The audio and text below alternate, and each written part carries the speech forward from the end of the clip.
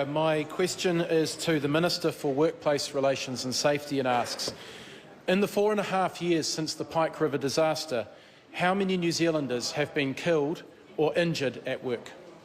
Honourable Michael Woodhouse.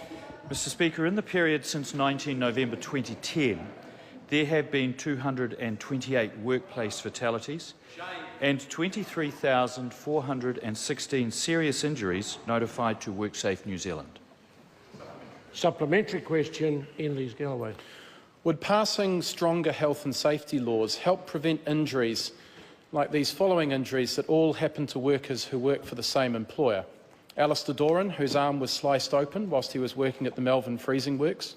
David Bryan, who suffered respiratory problems after being poisoned at the Melbourne Freezing Works. Jason Matahita, who was impaled in the back of the head with a 10-centimetre hook, dragged along the chain like a carcass and had to wait 90 minutes. Order. I've got to take this opportunity reminding the member of Standing Orders 380. Questions must be concise. Now, I've allowed the member to allow one or two examples because I think that reinforces a simple question, which would these accidents have occurred if the law was stronger? But I cannot allow the member to carry on if he's going to carry on with the number of examples that he's given. Bring the question to a conclusion. Sir. If so, why are we still waiting for urgently needed improvements to health and safety law 4.5 years after the Pike River disaster? The Honourable Michael Woodhouse. Mr Speaker, to the extent that a very strong legislative framework is important in improving health and safety, yes. But laws alone will not prevent the type of deaths and injuries the member describes any more than road rules prevent death and injury on the road.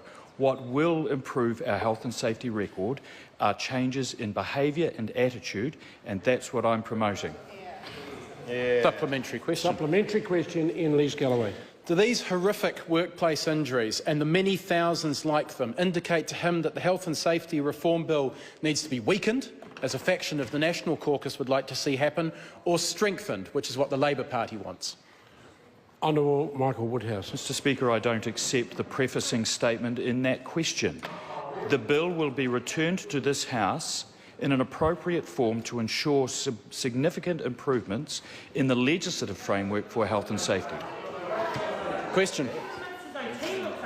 Supplementary question, Barbara Stewart.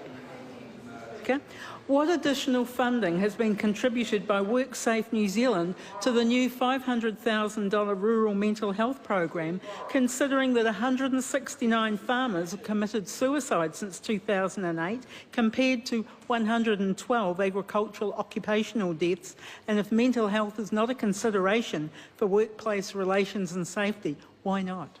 Honourable Michael Woodhouse.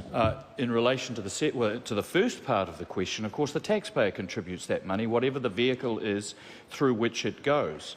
And I applaud the Minister of Primary Industries and the Minister of Health for that announcement earlier this week. In respect to the latter, yes, indeed, it is. Positive mental health is important to good physical health at work. Supplementary question, Iain Lees-Galloway. Has the lobbying he has received from National Party MPs at the behest of employers with terrible safety records led him to agree to weaken the Health and Safety Reform Bill? Order. That question is simply out of order. Question number 9. Supplementary question, Iain Lees-Galloway. When he says he wants a balanced framework for workplace safety, doesn't that really mean that National is weighing Kiwis' lives against the interest of his corporate allies, and how many meat hooks to the head will it take to keep tallies happy? Order. That question is also out of order.